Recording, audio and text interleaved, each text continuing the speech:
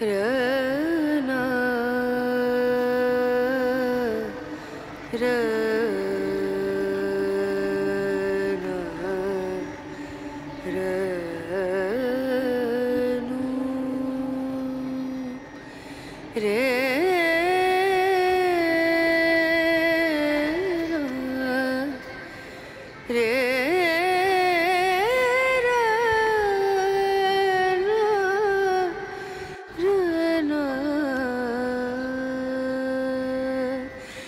नजरिया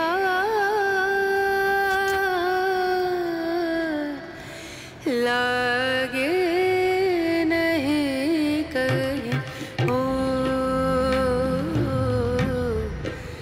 नजरिया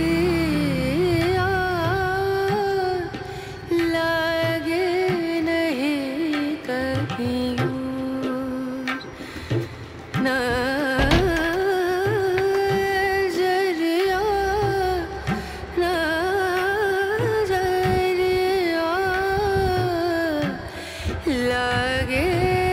नहीं कहीं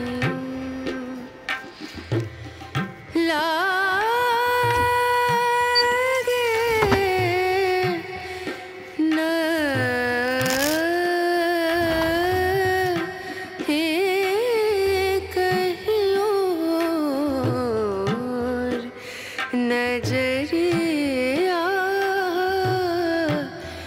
लागे नहीं कहीं ओ नजरिया लागे नहीं कहीं नजरिया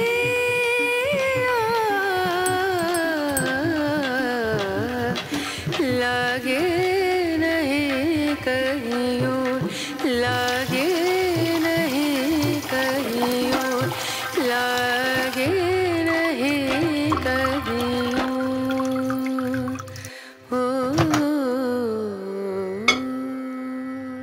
গুড মর্নিং।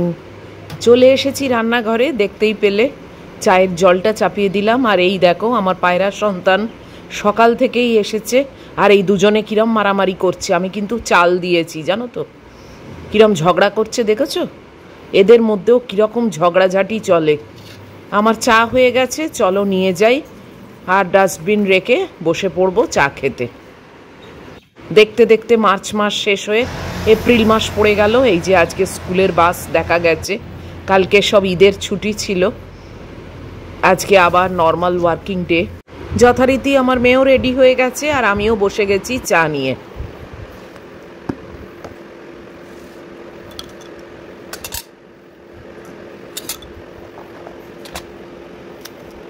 ক্রিম কেক আর বিস্কুটগুলো এমন হয়েছে না, একবার ভাঙলেই জানো সব গুঁড়ো গুঁড়ো হয়ে যায়, চতুর্দিক থেকে ফেটে যায়। আগে কিন্তু এরকম ছিল না। এই যে আমার মেয়ে এখন নিজেকে নিজে চাটাচাটি করে ব্যস্ত রাখছে। বাপি কখন আসবে, ও বেরোবে, তো নিজেকে ব্যস্ত রেখেছে। একদিক দিয়ে ভালো, চেঁচানোর থেকে বেটার বলো।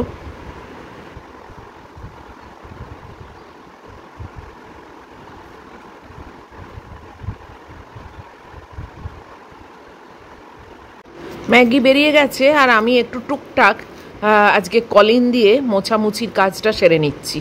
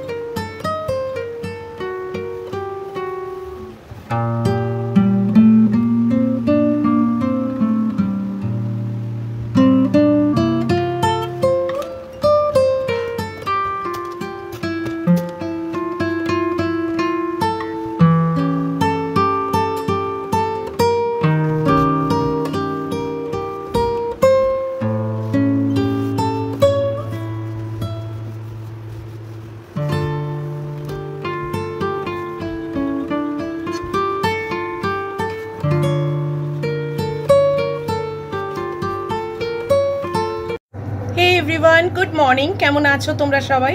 আশা করব যে যেখান থেকে আমার এই ভিডিওটা দেখছো সবাই ভীষণ ভীষণ ভালো আছো। আর আমি মোটামুটি ভালোই আছি। সকাল থেকে আজকে টুকটাক একটু কলিন দিয়ে পরিষ্কার করলাম, আর যা যা কাজ আছে সবই শেষ করে ফেলেছি। ওয়েদার আজকে দারুণ, মানে সকাল থেকেই সূর্যের মুখ দেখতে পেয়েছি, তোমাদের সঙ্গেও সেটা শেয়ার করেছি। ম্যাগি এবার ফিরবে, একটু টাইম আছে। আর ওয়াশিং মেশিনটা একদম লাস্ট পর্যায়ে চলে এসছে, তাই আশায় আছি যদি কাপড় জামাগুলো ও আসার আগে শুকোতে দিয়ে দিতে পারি। তবে গরম কিন্তু ভাই ভীষণ আছে, এইটা বলতেই হয়। মানে সব কিছু পজিটিভ বলার পরেও এইটা নেগেটিভ কথা বলছি যে ভীষণ ভীষণ গরম, পুরো মানে চান করে যাচ্ছি। আমি আজকে একদম স্লিভলেসে চলে এসেছি, কেননা আর হাফাতা জামা পরা সম্ভব হচ্ছে না। যদিও বলবে তোমরা এইটুকুনিতে আর কি হয়, কিন্তু তা না, জানি না কেন জানো তো, মানে ওইগুলোতে না একটু গরম বেশি হয়। মেবি সেটা আমার মেন্টাল প্রবলেম, কিন্তু গরম মনে হয় ওইগুলোতে আরও বেশি হয়। যাই হোক, আর এটাই তো আমার সামার ড্রেস। এটা তো তোমরা আবার নতুন কিছু দেখছো না, বরাবরই এটাই পরি গরমের মধ্যে। এর থেকে বেটার অপশান আমার কাছে আর কিছু নেই। আর রান্না বান্নার কথায় চলে আসবো। কালকের শুক্তো তো করাই আছে, আর শুদ্ধ একটু ওই পমফ্রেট বলছি, কি বলে ওটাকে, মৌরলা মাছ ভাজা করব, বাস। আমার রান্নার আর পাট নেই। আর রাত্রিরের জন্য একটা ঢেঁড়স চচ্চড়ি করে রাখবো, আর একটু রুটি করব, ব্যাস হয়ে যাবে আমার রাত্রিরে। কেননা রাত্রিরটা না সকালে কিছু করে রাখছি না বলে খাওয়া দাওয়ারও বড্ড অসুবিধে হয়েছে। রাত্রিরে আর কিছুই ইচ্ছে করে না, তখন ওই ঝালমুড়ি, ওটস, কর্নফ্লেক্স এই সব খেয়ে হাবিজাবি খেয়ে চালাই। তাই জন্যে আজকে ভাবছি যে না, একটু কষ্ট করে একটা ঢেঁড়স চচ্চড়ি করে রাখলে রাত্রিরে রুটিটা আমি দুটো করে নিতে পারবো, দুটো কি একটা এইরকম আমি খাই, তো করে নিতে পারবো। আর একান্তই যদি না পারি, মুড়ি দিয়ে অন্তত তরকারিটা খাওয়া যাবে, কিছু একটা তো থাকবে। তো সেটার জন্যে আজকে করে নেবো। আর দর করে ঘামছি জানো, আর ভালো লাগছে না। আজকে আবার আমার ম্যাগির ওই গ্রুমার আসবে, সে এসে ওর নোক টোক কেটে দেবে, কান টান পরিষ্কার করে দেবে, রেকটাম পরিষ্কার করে দেবে, যা যা করে আর কি। তো পয়ের তলায় সব লোম হয়, সেইগুলো কেটে ছেটে দেবে। তো ওকে কালকে বলেছি, আজকে 10:30 নাগাদ ও আসবে বলেছে। তো ও ভিডিওতে আসতে একদমই চায় না, তো ও না আসতে চাক, কিন্তু আমি চেষ্টা করব একটু আধটু দেখানোর, মানে ওকে বাদ দিয়ে, ওর মুখটা বাদ দিয়ে চেষ্টা করব একটু আধটু দেখানোর। তো সেটাও একটা আছে। আর হ্যাঁ, কালকে ইন্সপেকশনে কেউ আসেনি জানো, মানে সারা দিন হাপিত্তা করে দুবার সিকিউরিটিকে কল করেছি যে এসছে, বলো না না কেউ আসেনি। তো বাস এলো না জানো। আমি আজকে ভেবেছিলাম যে আবার যদি আজকে আসে, তারপরে ভাবলাম দূর, আসবে কি আসবে না তার কোনো ঠিক নেই। আমি আমার যে ম্যাগির এইসব নেল টেল কাটতে আসবে, তাকে আমি অলরেডি কল করে বুক করে নিয়েছি। গুড্ডিকে বললাম, গুড্ডি বলে ছাড়ো তো, কবে আসবে তার নেই ঠিক, নিজেদেরই কোনো ঠিক নেই, তুমি কেন বসে থাকবে, তুমি তোমার যা যা মানে শিডিউলে কাজ আছে সব করে নাও। আর ঠিকই আছে, আমিও ওকে ডেকেছি। আর ওর আর কতক্ষণ লাগবে, খুব জোর আধ ঘন্টা করে চলে যাক, তবু তো একটা কাজ হয়ে যাবে। ও আজকেও আসবে বলে মনে হয় না, নিজেদেরই কোনো ঠিক নেই, কোনো টাইমও বলেনি, কিছুই বলেনি, জাস্ট আসবে। যাই হোক, চলো, একটু একটু হাওয়া দিচ্ছে জানো তো, সকালেই তোমাদের দেখিয়েছি পাতাগুলো নড়ছে, কিন্তু সেই অর্থে আমার কোনো ঠান্ডা ভাব হচ্ছে না, মানে ঘরের ভেতরে সেই গরমই। যাকগে, আর কথা বলবো না, ম্যাগির আসার টাইম হয়ে যাচ্ছে, চেষ্টা করছি চটপট কাপড় জামাগুলো যাতে শুকোতে দিয়ে দিতে পারি। সঙ্গে থাকো।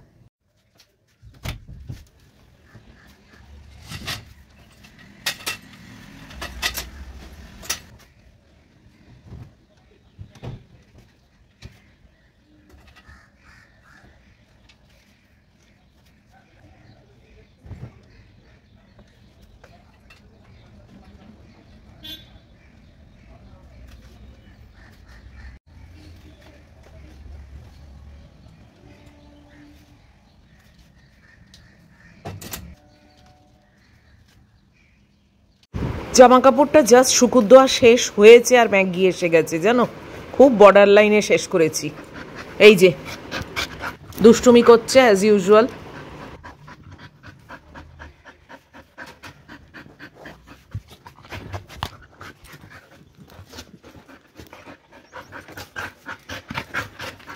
কিরম দুষ্টুমিটা করছে,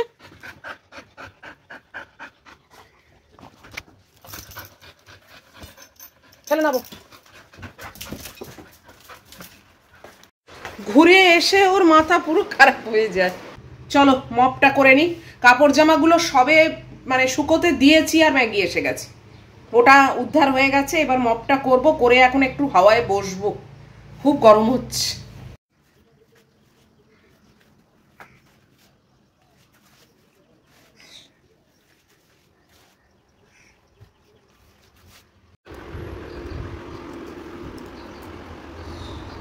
বসো। রান্নাঘরে চলে এসেছি, মৌরলা মাছ বেচেও নিয়েছি, এইটুকুই ছিল, এটা ভাজতে দিচ্ছি।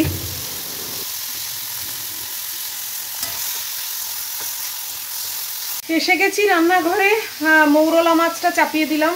অল্পই ছিল জানো তো, আমি ভেবেছি আরো অনেকটা ছিল। যাই হোক, ওই যা ছিল করে নিয়েছি। আর এখানে তো ভাত আর মাংস বসিয়েই দিয়েছি। এখন শুক্তোটাকেও একটু গরম করব, একটু জল দিয়ে না ফোটাবো, তাহলে কি একটু মানে শুকনো শুকনো হয়ে গেছে তো, একটু জল জলে থাকলে আমার ঝোলানি আর কিছু নেই তো, শুক্তোটা একটু যদি জল দিই তাহলে আমার ভালোই খাওয়া হয়ে যাবে। আর একটা ঢ্যাঁড়স চচ্চড়ি করবো রাত্রিরে, সেটা এখন কোটাকুটি করে নিই।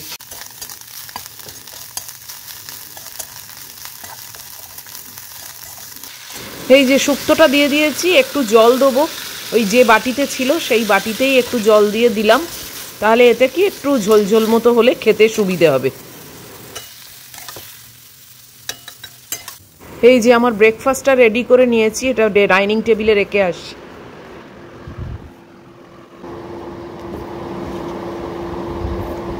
নটা বাজতে এখনো 5 মিনিট বাকি। আমি বসে গেছি ব্রেকফাস্ট খেতে, গরমে আর টাকা যাচ্ছে না, আর প্ল্যানিংয়েরও একটু চেঞ্জ করেছি। এই দেখো কটা বাজে। ঢ্যাঁড়স চচ্চড়িটা করবো ভেবেছিলাম, সেটাকে তুলে রাখলাম, কেননা দেখলাম আমার মাল্টিগ্রেন ব্রেড রয়েছে এই 4-5 পিস মতো, ওটা তো নষ্ট হবে, পুরনো হয়ে গেছে। আমি তাই জন্য চিন্তা করলাম যে না, ঢ্যাঁড়স চচ্চড়িটা করবো না, এমনিতেই গরম পাচ্ছি না, সেটাও তো একটা রিজন, আর পাউরুটিটাও নষ্ট হয়ে যাবে, সেটা আর একটা রিজন। তাই জন্য ভাবলাম যে রাত্রিবেলা একটু ডিম পাউরুটি করে খেয়ে নেবো, তো পাউরুটিটা উঠে যাবে, না হলে পুরো ফেলে দিতে হবে। তাই ঢ্যাঁড়স চচ্চড়িটা আর করলাম না। ব্রেকফাস্ট নিয়ে বসে গেছি, তারপর চানটা সেরে নেবো, কেননা ওই আসবে, ওর নেল টেল কাটতে বললাম না, আর তারপরে এদেরও ইন্সপেকশনের, জানি না আদৌ আসবে না কিছুই জানি না। আজকে একটা ভুল হয়ে গেল আমার, মানে এরকম ভুল আমি করি না, বাট হলো। সেটা হচ্ছে বাপি, আজকে 1 তারিখ, বাপিকে মাইনে দিতে ভুলে গেছি জানো, মানে ভুলে গেছিলাম আর কি। ও বেচারা আমাকে বললো, মনে করালো, আমার এত খারাপ লাগে না এইসবগুলো। আমি ভীষণ পার্টিকুলার এই ব্যাপারে, আমার মা বাবারাও ভীষণ পার্টিকুলার ছিল, কেননা সারা মাস যে মানুষটা খাটছে, আমি সামান্য 1 তারিখে একটু মনে রাখবো যে ওকে স্যালারি দিতে হবে, সেটা ভুলে যাব, এইটা তো কোনো মানে হয় না, না এটা আমার দায়িত্বের মধ্যে পড়ে। আর একদম ভুলে গেছি, মানে সকালে ঘুম থেকে উঠেও আমার মনে ছিল জানো, যে মাথায় রাখছি বাপিকে আজকে স্যালারি দিতে হবে, একদম ভুলে গেছি। যুগলকে নিয়ে আমার অত চিন্তা নেই, কেননা যুগলের রবিবার যেদিনে আসবে সেদিনে আমার মনেই থাকে, আমি দিয়ে দিই, মানে ও 1 তারিখ বলে নয়, ওর যেদিন ফার্স্ট সানডে আসে সেদিনই আমি ওকে দিয়ে দিই। আর বাপিরটা আমি একদম 1 তারিখে দিই, একদম ভুলে গেছি আজকে। উফ, এত খারাপ লাগে না আমার এইগুলো, মানে ও কিছু হয়তো ভাবছে না, ও হেসে মানে বললো আর কি, যে এসব তো হতেই পারে, কিন্তু তাও আমার দিক থেকে তো আমার মনে হয় না একটা এম্বারেসিং সিচুয়েশন, আমার কাছে চাইবে কেন, তাই না? এই সামান্য জিনিসটা আমি কেনই বা মনে রাখতে পারবো না, এটাই হচ্ছে আমার কথা।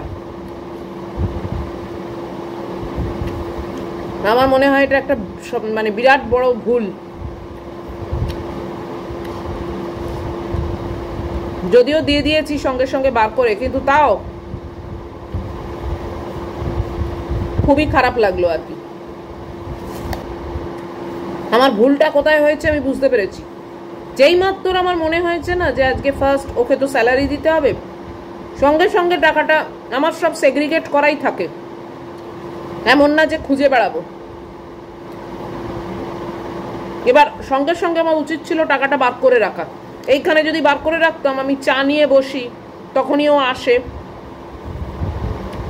ঠিক মনে থাকতো দিয়ে দিতাম। ওই ব্যাগ থেকে বার করতে হবে, ভুলে গেছি।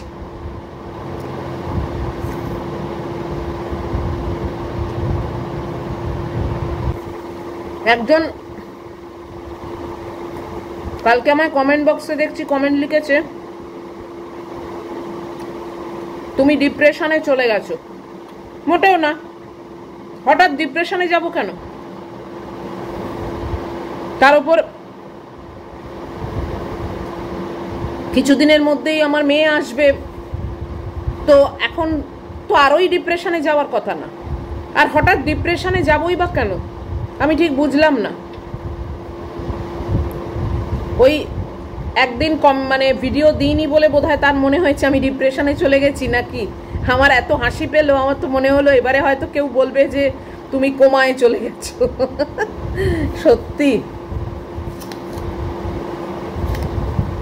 ডিপ্রেশনে আমি কোনোদিনই যাইনি। হ্যাঁ, আর্থকোয়েক নিয়ে একটা ভয় বা চিন্তা এগুলো কাজ করছে, সেটা খুব ন্যাচারাল, তাই না? একা থাকি, আর কলকাতার তলা দিয়ে জানো তো একটা ফল্ট লাইন আছে, যেটা কিন্তু একদম মানে হাই রিস্ক আর্থকোয়েক হওয়ার। সেদিনে আমি একটা নিউজ চ্যানেলে দেখছিলাম, এই নিয়ে আলোচনা হচ্ছিল। তো সেটা তো খুব স্বাভাবিক না, একা থাকি, এবার আমি হয়তো চান করছি বা রাত্রিরে ঘুমোচ্ছি, সেরকম সময় যদি একটা কোনো ম্যাসিভ আর্থকোয়েক হয়, তো সেইটা তো একটা চিন্তা বা ভয়, সেটা কিন্তু ডিপ্রেশন না। Depression is something else, depression জিনিসটা আলাদা। এখনো অবধি আমার ডিপ্রেশন হয়নি।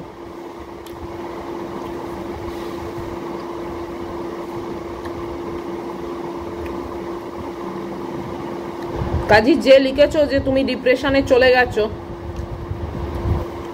কি করে যে লিখলে বা কি করে যে তোমার মনে হলো সেটাও তো আমি বুঝতে পারলাম না। যে একটা কনক্লুশনে পৌঁছে গেলে।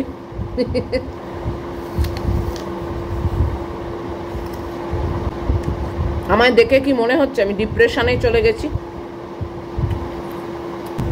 কমেন্ট বক্সটা অবশ্য যার যা মনে হবে সেটা লেখার জায়গা, সেদিক থেকে ঠিকই আছে, কিন্তু বুঝতে পারলাম না যে কোন অ্যাঙ্গেল থেকে তার মনে হলো যে আমি ডিপ্রেশনে চলে গেছি। 9টা বাজে, চলো গ্যাসটাকে বন্ধ করব। কুকারের গ্যাসটা অন আছে, খেয়ে নিয়ে আমি চানটা সেরে নিই চট করে।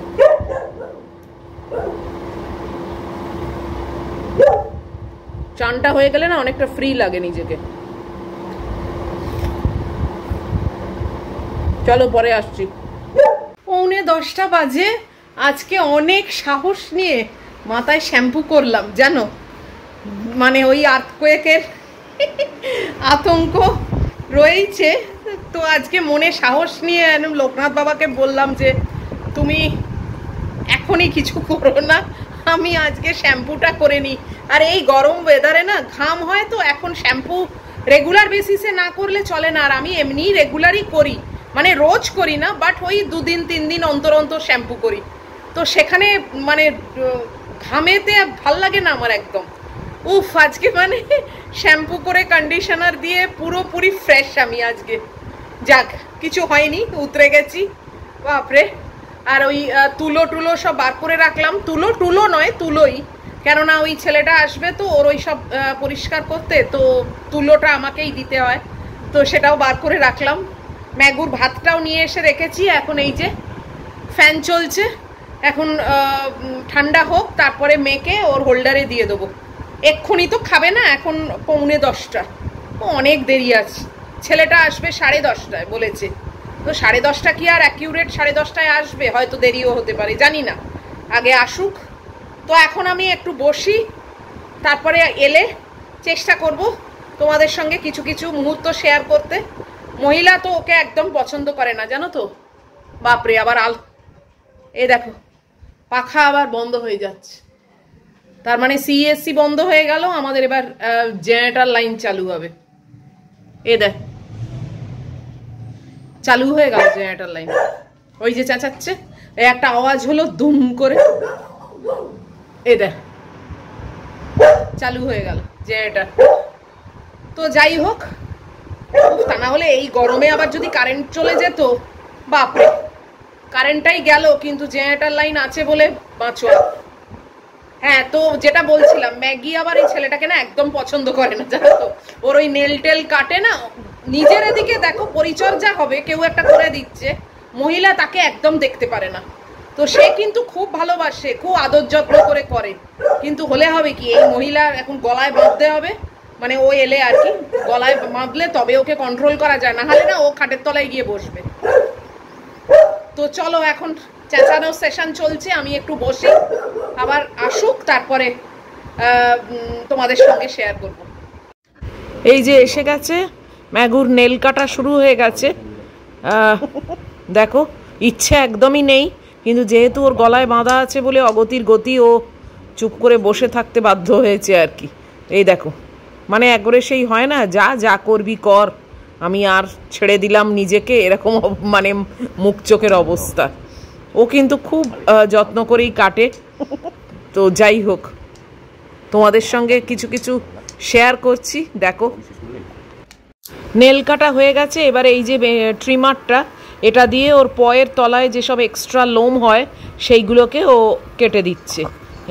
এই এক্সট্রা লোমগুলো থাকলে না হাঁটতে অসুবিধে হয়, স্লিপ করে পাটা, তো ওই জন্য এইগুলোকে কেটে দিচ্ছে।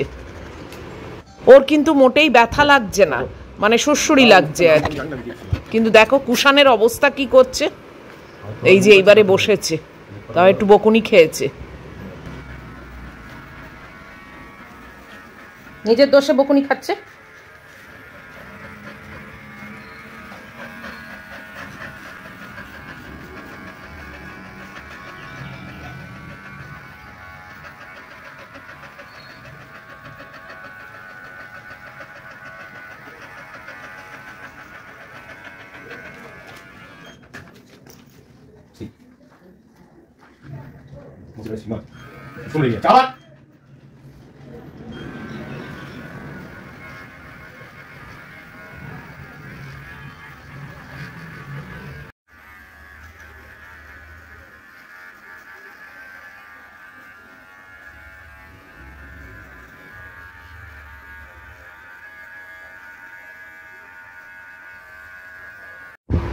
তো তোমাদের সঙ্গে শেয়ার করেছি ম্যাগির গ্রুমিং কিছু কিছু মুহূর্ত, সব কিছু তো আর শেয়ার করা যায় না।